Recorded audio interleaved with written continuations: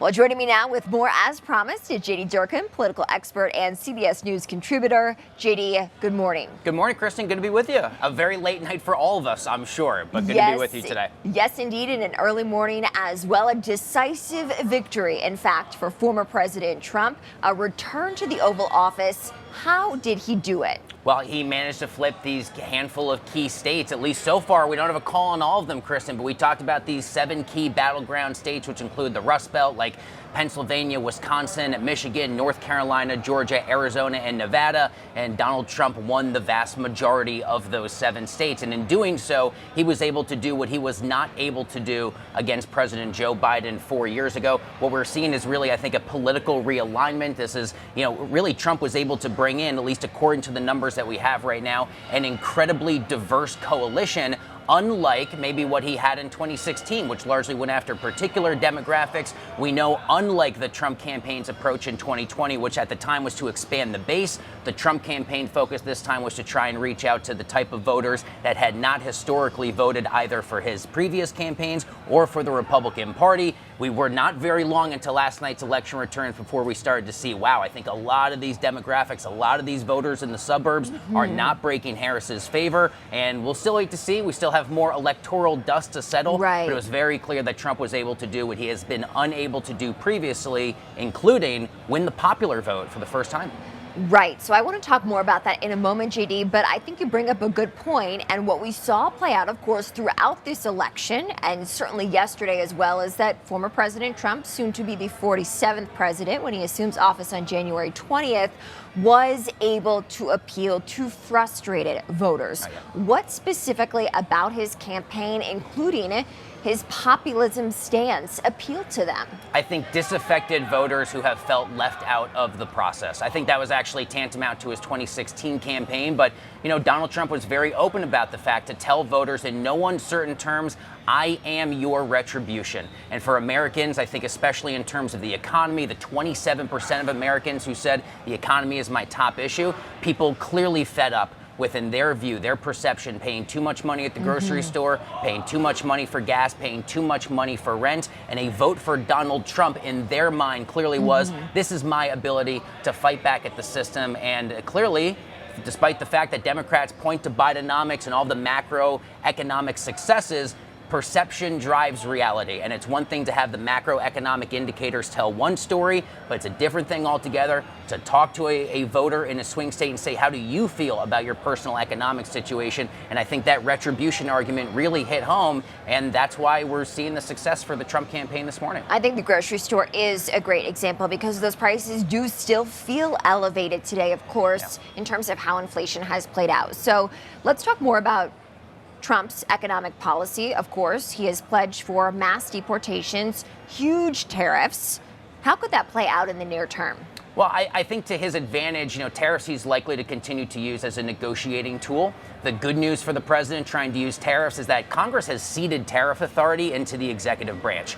In other words, we don't really have to wait and see what happens for the rest of Congress in order for Donald Trump to propose 10 to 20% tariffs. We know he's talked about 20, likely going to use that as a bit of a negotiating tool. Mass deportations, however, a fundamentally different story. This is really unlike anything that we will have seen in American history. I think the closest comparison is 1955 under Eisenhower, a lot of anti-Mexican sentiment throughout the United States. Those deportations, according to historians, only numbered about 1 million, and I say only relative to the promises of the Trump campaign, which could be anywhere between 11 and 12 million. The economic argument for soon-to-be again President Trump is that that'll be a boost to American wages, a boost to other parts of the economy. A lot of economists differ, and they say, hey, there's a lot of payroll taxes that undocumented migrants pay. They are part of our American community. They work jobs. They're part of the American economy. And we'll have to see, does this involve U.S. military? We have no idea how this is going to go because that is truly an anomalous proposal we have not had to this scale in American history. Yeah, I think one of the biggest questions now as we wait to see how this unfolds come January 20th. JD, I also want to get your take on this. You'd referenced earlier that he becomes the first Republican president. in 2 decades to win the popular vote. When I had seen the stats this morning, that hadn't yet officially been confirmed. But is that where we stand as of about 9 a.m. Eastern time on Wednesday? I think 2004 is the only other election that we've had in recent memory where that is the case. I mean, we're going to be talking about the fatal flaws of the Harris campaign here. What exactly went wrong with their calculus? It appears to me that where Vice President Harris really failed was to make this a referendum on Donald Trump. We can't, I don't mean to get needlessly divisive here, but we have to pay attention to the reality of the tone of the election down the stretch here. Vice President Harris using words like unhinged, using words like unstable, using words like fascist. That referendum argument against Donald Trump clearly did not do the trick here. Voters in these swing states wanted to hear from the vice president more about what she envisioned. What would you do your first day in office? What would the first 100 days of a potential Harris-Walz White House actually look like? And clearly she was unable to communicate that. Could not prevent the core constituencies of the Democratic Party from breaking. This was fascinating to me. Harris won female voters by 10 percentage points. Joe Biden won the same demographic by 15 percentage points over 2020. To our previous point, those core bases of the Democratic Party that the Democrats really had hoped in this shortened presidential cycle would break for Harris and the historic nature of her campaign.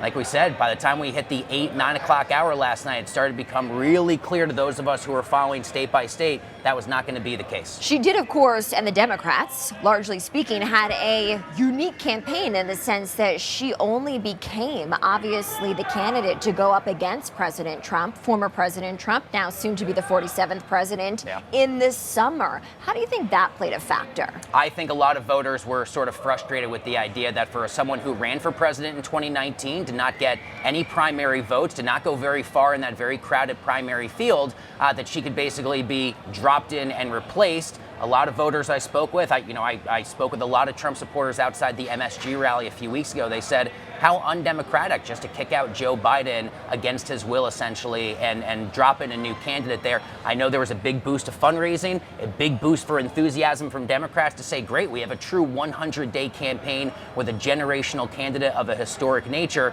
but clearly far too many voters were frustrated with that prospect. Even if they've already they knew what they were getting with Trump, they were willing to go back with that instead of giving Harris a shot. JD, I hope you can join us again because that is a key question as to where the Democratic Party is left in trying to build leadership going forward. So hopefully we can continue this conversation in the coming days and weeks. JD Durkin, our resident political expert and CBS News contributor, thank you to JD.